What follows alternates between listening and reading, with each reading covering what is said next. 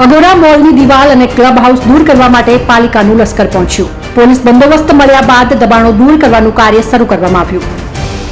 વડોદરાની વિશ્વામિત્રી નદીના દબાણો દૂર થવા જોઈએ તેવી લોકમાંગ લાંબા સમયથી ચાલી રહી હતી, પરંતુ કોઈ કાર્યવાહી થતી ન હતી.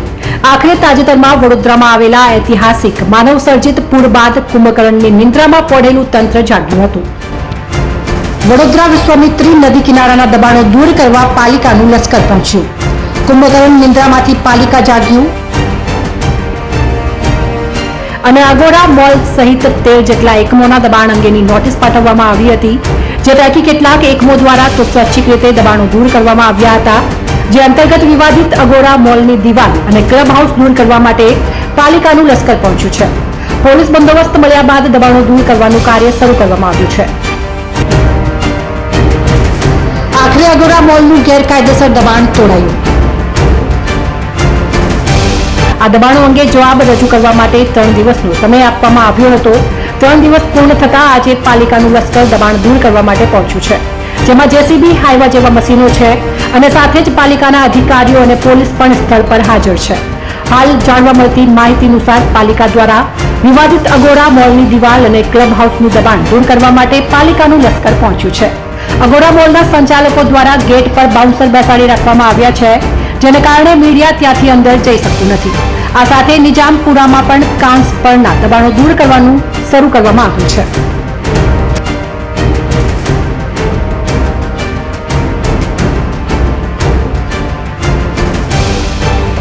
આપ જાણો છો કે વડોદરામાં સરકાર સર્જિત પૂરના કારણે કોર્પોરેશન અચાનક જાગી છે, કારણ કે પ્રજાનો આક્રોશ અને હજારો કરોડનું નુકસાન જે વડોદરાવાસીઓને થયું છે. જે પ્રકારે આ અગોરાની વાત છે, 6.5 વર્ષથી અમે લડત આપેલી.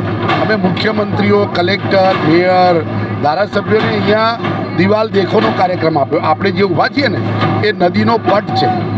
આ બાજુની માટી ખોદી 5 મીટર જાડી દિવાલ બનાવી અહીંયા માટી ભરી છે અને આ બંગલો બાંધ્યો છે. 6.5 વર્ષની અંદર આ જ્યારે બાંધ્યા પછી 4 વખત પૂર આવ્યું, હજારો કરોડનું નુકસાન થયું. આ કોર્પોરેશન શેના માટે તોડવા આવે છે ભાઈ? આનો ખર્ચો કોણ ભોગવશે?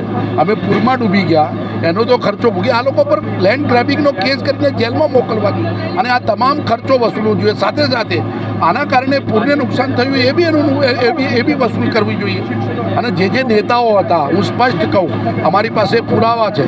મુખ્યમંત્રી હતા, મેયરો હતા, કલેક્ટરો હતા અને જે બધા સામેલ હતા, જેમને આ દિવાલ અને આ બિલ્ડિંગ દેખાતી નહોતી. 6.5 વર્ષ સુધી મારા ઉપર 1100 કરોડનો કેસ આ લોકોએ કરેલો છે, બદનક્ષીનો દાવો કરેલો છે. તો આ પ્રકારના લોકો માટે સજા કરવી જોઈએ, પૈસા વસૂલવા જોઈએ. બાંધકામ તો તમારે તોડવા જ પડશે. મેઇન તો ઝોન ફેર કરવાનું છે. ઝોન ફેર સરકારે કર્યો છે. ઝોન ફેર એટલે શું? કારણ કે વિશ્વામિત્રીની આજુબાજુ સોસાયટીઓ બંધાઈ, બિલ્ડિંગો બંધાઈ. એ લોકો કહે છે કે અમને તો કોર્પોરેશને રજા ચિઠ્ઠી આપી છે, અમે તો પૈસા ભર્યા છે. તો એ વાત સાચી છે.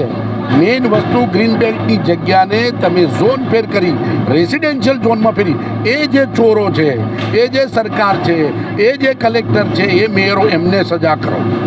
ઝોન ફેર બદલીને વડોદરા શહેરને બચાવવા માટે તો હજી ઘણું મોટું કામ, અગોરાની આટલાથી કામ પતવાનું નથી, પરંતુ કામ કરવું જરૂરી છે. અમારી લડતની બાબતમાં આજે પુરવાર થયું છે કે આ ખોટું બાંધકામ હતું, તો આની સજા કરવી જોઈએ, આના પૈસા વસૂલ કરવા જોઈએ, આનું કમ્પન્સેશન લેવું જોઈએ.